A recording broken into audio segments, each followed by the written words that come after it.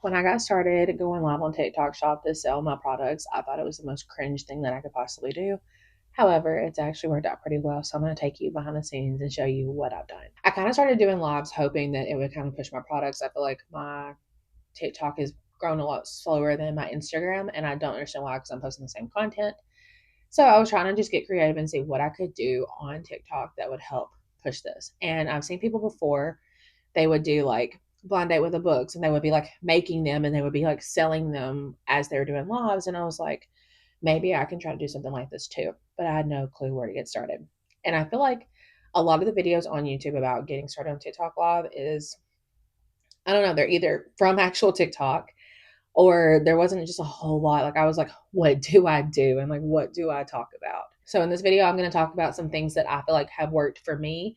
Definitely not a professional. I'm not done it like hundreds of times or anything, but I have gone live pretty consistently the last couple of weeks, and I think I've learned some things that I can share with you. So let's rewind a little bit. I started selling on TikTok Shop back in January of this year, so January of 2026.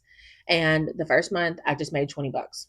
That was it. And that was fine. Like that was mostly from like I would post a video with a product and I would link the product and I made a sale. And to me, that's not terrible considering I only had like 2,000 followers, maybe just 1,000 at that point. I don't know how many I've gotten since then. Like I'm sitting around 3,000 now, but I don't know what I had in January. So wasn't terrible for the small amount of followers that I do have. The next month in February, I made $170. So I'm like, that's actually pretty good for someone who doesn't have a large following. And every month I have made money like between $200. I think one month I got up to like $600. I was like, well, what else can I do to help this? Because it was kind of like, I feel like I just randomly get found. I don't know if they're mostly from like watching my videos or from like organic searches. But I was like, what can I actually do? And that's when I started looking at the possibility of going live. But I'm like, what would I even do? So, based off some of the videos that I've seen before, I decided to kind of go live for a couple different reasons. I've done three different types, and let's talk about the least successful one. I feel like the worst live I've done, I was just like I'd already wrapped the blind dates with the book, and then I was actually stuffing them and just showing them what I did. That one was okay, but it didn't really like there wasn't a lot of people talking. There wasn't a lot of conversation going on. I didn't have any sales or anything like that. So that one was kind of a flop. After that, I think packing orders is probably like the second one, like in second place. It does pretty well. People do like to see like what other people are buying, and I feel like it helps promote. And then my most popular ones have been my annotate with me. So I annotate books for my shop and I'm just taking them along for the process. So it's been nice because I had a lot of orders coming back from vacation, so I had to annotate the books anyway. So I was like, why not just take them along for the process and annotate with them? So that's been nice. It's gotten a lot of people in, and that's kind of the realm I've been in. But there are people that do like sit down chit chat videos. There are people that do like just talking videos. I think that people do like gaming, stuff like that. But this has been more of my wheelhouse. So when I got started, I was just so nervous. Okay, because I'm like, this is so cringe. Like, why am I getting on here and talking to these people? And I figured out it's really not that deep. Especially like I've talked about me having a teacher background before. If you are good at like talking to people, if you're like a teacher, you are so good at making up stuff. You know what I mean? Like, do you know how many times like a 7-year old has come up to me and said the craziest thing and I had to pivot and change? You know what I mean? Like, I feel like live is actually where I thrive because I'm so used to weird stuff happening and people saying things. So it really wasn't as bad as I thought it initially was going to be, but it is weird. Also, side note, it was also the fact of I didn't understand all the buttons, and I still don't. Somebody sent me like a gift the other day, and I had no clue what happened. So I would definitely. There are some good like TikTok videos from actual TikTok showing you like some ideas of what to do when you first go live.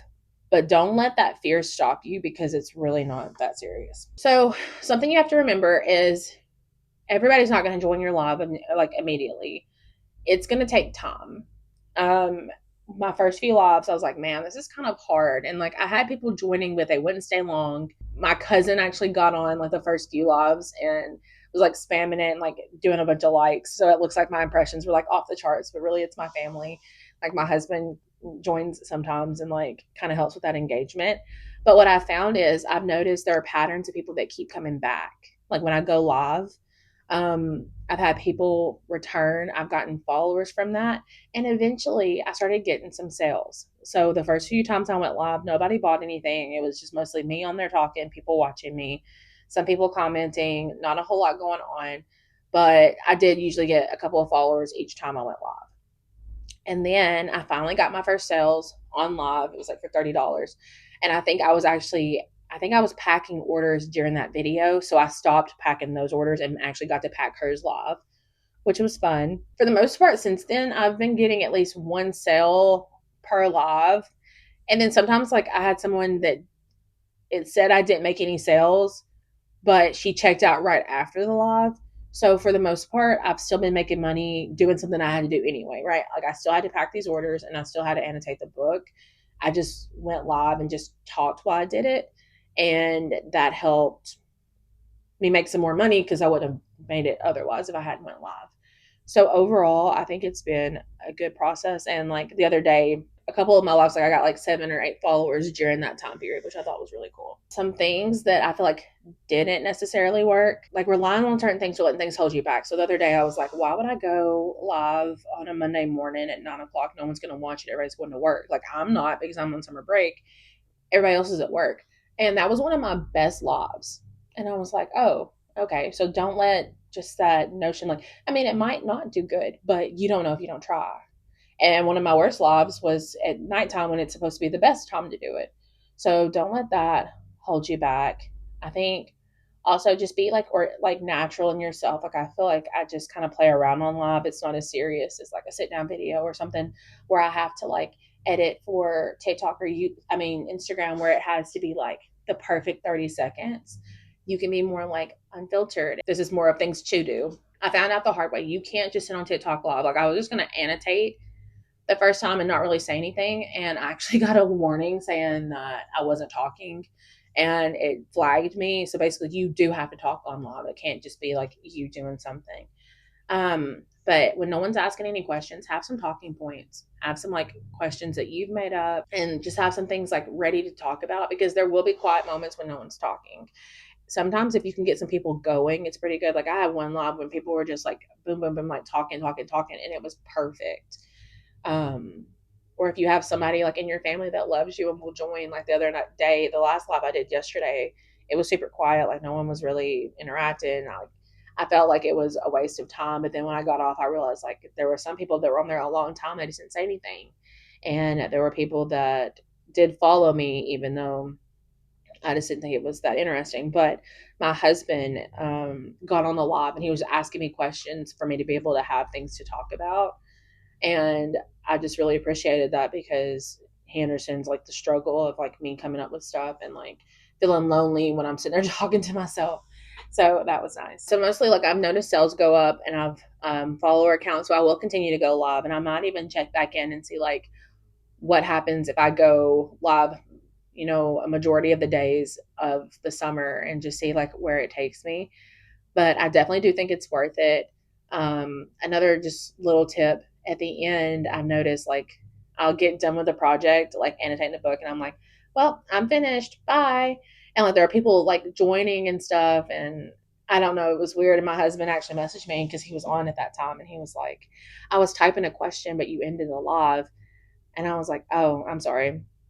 So like the last few lives, normally when I'm packing annotation kits, like I have junk everywhere that I have to clean up after the fact. So I've been staying on camera and cleaning up and like saying like, hey, okay, I'm finished with annotating the book. Thank you guys for hanging out with me. And I'll like show through the book again. And I'm like, if you have any questions, let me know. I'm gonna hang around while I clean up. So if you have anything you want to add or any questions you have, if you're looking at my shop, just giving them extra time.